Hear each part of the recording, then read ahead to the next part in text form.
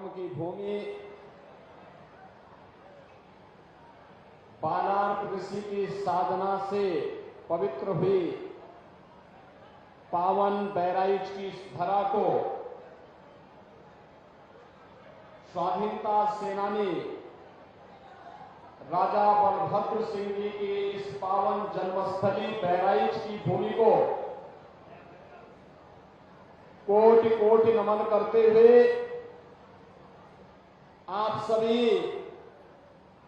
बहराइच जनपद के मैसी विधानसभा क्षेत्र से जुड़े हुए मतदाता बहनों और भाइयों का आज अक्षय तृतीया के इस पावन तिथि पर मैं हृदय से स्वागत करता हूं, अभिनंदन करता हूं। बहनों और भाइयों, ये अद्भुत क्षण है।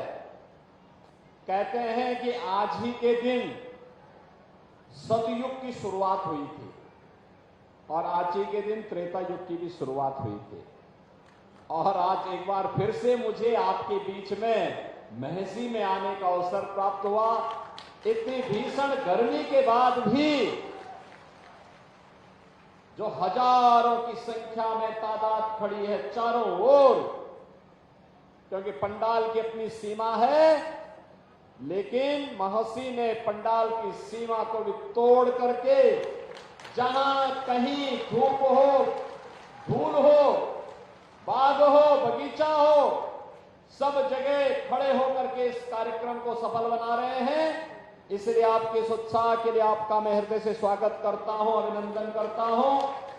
मंच पर उपस्थित भारतीय जनता पार्टी के जिला के अध्यक्ष श्री ब्रजेश पांडे जी, लोकप्रिय सांसद श्री छेवालाल गौड़ जी, लोकप्रिय विधायक श्री सुरेश्वर सिंह जी, श्रीमती अनुपमा जायसवाल जी, विधान परिषद सदस्य डॉक्टर प्रज्ञा त्रिपाठी जी, भारतीय जनता पार्टी के लोकप्रिय प्रत्याशी डॉक्टर आनंद कुमार गौड़ जी और भारी संख्या में उपस्थित बहराइच लोकसभा के सभी मेरे उपस्थित बहनों और भाइयों, आज मुझे एक बार फिर से इस मैसी की पावन धरा पर आपके बीच में आने का अवसर प्राप्त हुआ है।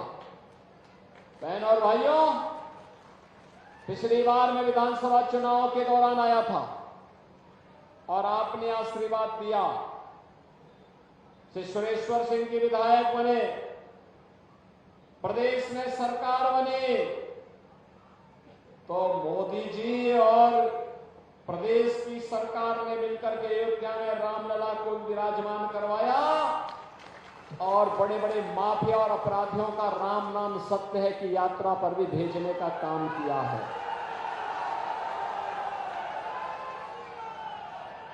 बहनों और भाइयों,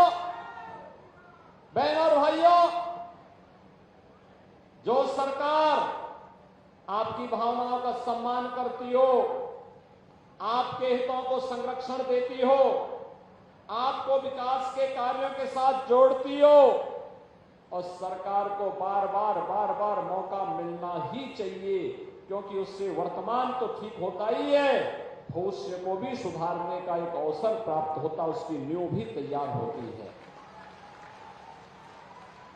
मोदी जी के नेतृत्व में हमने बदलते हुए भारत को देखा है और हमारी पीढ़ी बड़े गर्व के साथ कह सकती है, बड़े गर्व के साथ कह सकती है कि हम उस भारत के नागरिक हैं जिस भारत में विकसित भारत की परिकल्पना को अपनी आंखों के सामने साकार होते हुए देखा है। बहनों और भाइयों, आज से 10 वर्ष पहले भारत की स्थिति क्या थी? दुनिया में सम्मान नहीं बचा था, सीमाएं सुरक्षित नहीं थी, आतंकवाद और नक्सलवाद सिर चढ़ करके बोलता था, विकास के कार्यों में भ्रष्टाचार था और भ्रष्टाचार इस कदर तक था कि विकास का कोई भी कार्य प्रारंभ नहीं हो पाता था। गरीब कल्याणकारी योजनाओं पर डकैती पड़ती थी, गरीब भूख से मरता था, किसान आत्महत्या करता था, नौजवान पलायन करता था, बेटी और व्यापारी दोनों सुरक्षित नहीं थी। यह कांग्रेस और समाजवादी पार्टी के चेहरे को दिखाता है कि उनके समय में जो अराजकता थी, दंगे होते थे, गुंडागर्दी होती थी, कर्फ्यू लगता था, राम जन्मभूमि पर आतंकी हमला होता है, संकट मोचन मंदिर पर आतंकी हमला होता है, लखनऊ, वाराणसी और अयोध्या की कचहरियों पर हमला होता है, सीआरपीएफ कैंप पर हमला होता है।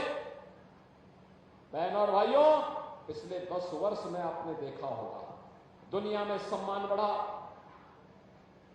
सीमाएं सुरक्षित हुई हैं, आतंकवाद और नक्सलवाद पूरी तरह समाप्त हुआ है।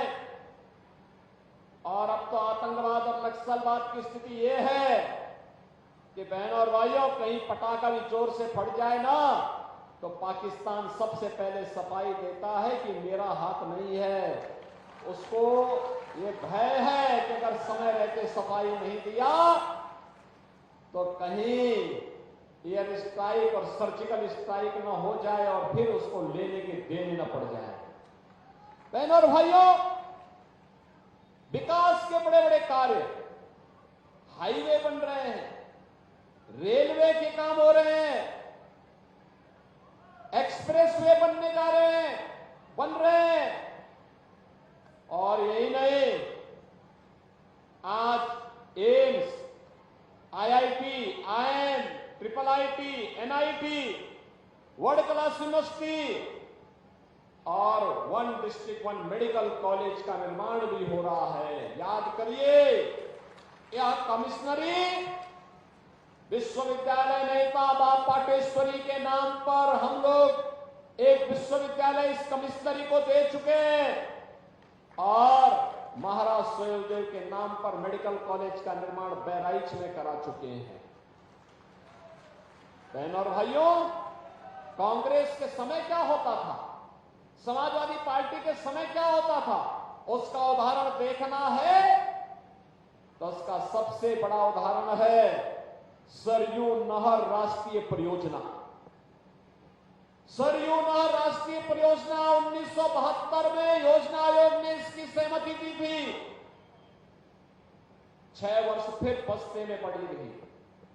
78 में जनता पार्टी की सरकार के समय कार्य प्रारंभ हुआ और बहनों और भाइयों, 41 साल हो गए, 43 साल हो गए, कार्य पूरा नहीं हो पाया। 2017 में जब हमारी सरकार आई, उत्तर प्रदेश सरकार ने प्रधानमंत्री मोदी जी का सहयोग लिया, प्रधानमंत्री कृषि सिंचाई योजना का उपयोग किया और सरयू नहर राष्ट्रीय परियोजना को पूरा किया। आज मैं देखता हूं कि बहराइच, श्रावस्ती, बलरामपुर, गोंडा, सिद्धार्थनगर, महाराजगंज, संत कबीरनगर, बस्ती, गोरखपुर में 14 लाख हेक्टेयर भूमि को सरयू जी का पानी, शुद्ध पानी मिल रहा है, सिंचाई के लिए मिल रहा है, किसान खुशहाल हो रहा है। वे योजना बनाते थे, लोगों को बहकाते थे, बंदर बांट करते थे, योजना कभी पूरी नहीं हो पाती थी। हमने जो कहा सो करके दिखाया। उनके समय गरीब भूखों मरता था, 80 करोड़ लोग फ्री में राशन की सुविधा का लाभ प्राप्त कर रहे हैं।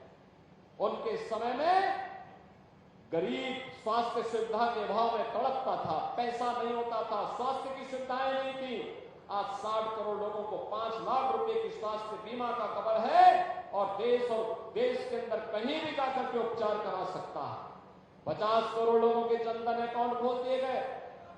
12 करोड़ किसानों को किसान सम्मान निधि का लाभ प्राप्त हो रहा है। 12 करोड़ घरों में शौचालय बन गए। 10 करोड़ घरों में, बहनों और भाइयों, आज उज्ज्वला योजना का रसोई गैस भी पहुंच गया है। और यही नहीं, आज 4 करोड़ गरीबों के मकान मिल गए हैं। शेष जितने बाकी हैं सबको आश्वस्त कर दीजिए कि मोदी जी को तीसरा कार्यकाल दीजिए, उन सभी गरीबों को एक एक मकान जरूर मिलेगा, जरूर मिलेगा। हर घर नल की योजना साकार हो रही है। विकास सिर चढ़ करके आज बोल रहा है और ये विकास विकसित भारत के आधारशिला बन रहा है। बहनों और भाइयों, मैं केवल सत्ता प्राप्त करने के लिए नहीं आया आपके पास, मैं तो आया हूं, हमें आत्मनिर्भर और विकसित भारत बनाना है। इसके लिए आपका समर्थन और सहयोग चाहिए। इसके लिए मोदी जी को तीसरा कार्यकाल चाहिए। और ये धरती तो इसलिए महत्वपूर्ण है, यहां का आशीर्वाद इसलिए महत्वपूर्ण है। बहनों और भाइयों, ये वही धरती है जिसने भगवान सोमनाथ के गुनाहगार को, सालार मसूद को मौत के घाट उतार करके उसकी कब्र इसी बहराइच में गाड़ने का काम किया था। ये महाराज सुहेलदेव की वही भूमि है। और हमने, भारतीय जनता पार्टी की सरकार ने महाराज सुहेलदेव का भव्य जय स्मारक आपके इसी बहराइच में बनाया है। बहनों और भाइयों, मुझे तो महाराज सुहेलदेव के शौर्य पराक्रम पर गौरव की अनुभूति होता है। और मुझे लगता है कि वो राष्ट्र रक्षक थे, हमारे पूर्वज थे। गौरव की अनुभूति होती है महाराज सुहेलदेव के शौर्य पराक्रम पर। मैं पूछना चाहता हूं, यह देश 1947 में आजाद हुआ, आखिर महाराज सुहेलदेव का स्मारक कांग्रेस ने क्यों नहीं बनाया? समाजवादी पार्टी ने क्यों नहीं बनाया? बहुजन समाजवादी पार्टी ने क्यों नहीं बनाया? क्योंकि उन्हें भय था कि सालार मसूद गाजी के भक्त कहीं उसका वोट बैंक न खिसक जाए, इसलिए उन्होंने महाराज सुहेलदेव की विस्मृत करने का काम किया। बहनों और भाइयों, ये वही लोग हैं जो महाराज सुहेलदेव का भी अपमान करते हैं, महाराणा प्रताप का भी अपमान करते हैं, बाबा साहब भीमराव अंबेडकर का भी अपमान करते हैं। और अयोध्या में राम मंदिर के लिए कहते हैं कि तो बेकार का काम हुआ। वाह, आपकी आस्था को ये बेकार मानते हैं? अरे बेकार तो इनका ये होंगे जो इस धरती पर बोझे बने हुए हैं और राम के नाम को नकारते हैं। हमारे यहां कौन सा ऐसा सनातन धर्मावलंबी है जो व्यक्ति अपने जन्म से लेकर के और अंतिम यात्रा में राम के नाम को भूलता हो? बेटा जन्म लेता है, परिवार में कोई जन्म लेता, बेटा या बेटी जन्म लेती है, अखंड रामायण का पाठ होता है। कोई शुभ कार्य होता, अखंड रामायण का पाठ होता है। हम सोते हैं, जगते हैं, उठते हैं, बैठते हैं, दुख में सुख में एक नाम लेते हैं, वह नाम है राम का नाम होता है। और अंतिम यात्रा भी निकलती है तो राम नाम सत्य है कह करके अंतिम यात्रा भी निकलती है। जहां राम हमारे सांस सांस में, रग रग में बसे हुए हो, वहां राम को नकारने का मतलब भारत को नकारने जैसा है। अरे भारत को नकारने वाले लोग भारत के हितैषी नहीं हो सकते, आपके हितैषी नहीं हो सकते, गांव गरीब किसान नौजवान महिलाओं के हितैषी नहीं हो सकते। और यही कारण था इनके समय दंगे होते थे। पिछले 7 वर्षों में तो यूपी में दंगे नहीं हुए, कर्फ्यू नहीं लगा। आज गरीब को उसका हक मिल रहा है। पैसा तब भी था, लेकिन तब बंदर बांट होता था, आज बंदर बांट नहीं, आज गरीब को उसका हक मजबूती से दिया जाता है और माफिया पर नकेल कसी जाती है, उसके खिलाफ कार्रवाई होती है। और इसलिए बहनों और भाइयों, आज हम सब आपके पास आए हैं। डॉक्टर आनंद कुमार गौड़ को भारतीय जनता पार्टी ने और सहयोगी दलों ने प्रत्याशी बना करके आपके बीच भेजा है। Doctor Anand Kumar Gaur Bharatiya Janata party, Rajbhar party, Nishad party, अपना दल, इन सभी दलों का प्रत्याशी है आपके बीच में। और इसके लिए हम लोग आए हैं आपके पास कहने के लिए कि बहनों और भाइयों, एक एक सीट पर भारतीय जनता पार्टी का कमल खिलना चाहिए। ये कमल खिलेगा तो मोदी जी के खाते में जाएगा। मोदी जी का खाता कि अब की बार 400 पार, अब की बार तो 400 पार में बहराइच भी एक होगा। और उत्तर प्रदेश की 80 सीट है, 80 में से एक सीट बहराइच की भी होगी। सहमत हैं बहनों और भाइयों? आपको तो चौथे चरण में मतदान करना है। 13 मई को ही आपका चुनाव है। 13 मई को आपके पास अब बहुत कम समय रह गया है, मुश्किल से 2 दिन प्रचार का है। इन 2 दिन प्रचार के लिए आप अपना समय देंगे, पूरा समय देंगे, पूरा समय देंगे, घर घर जाएंगे, आनंद कुमार गौड़ के लिए कमल चुनाव चिन्ह पर मतदान के लिए लोगों से अपील करेंगे और चुनाव के दिन पहले मतदान फिर जलपान के संकल्प के साथ जुड़ेंगे।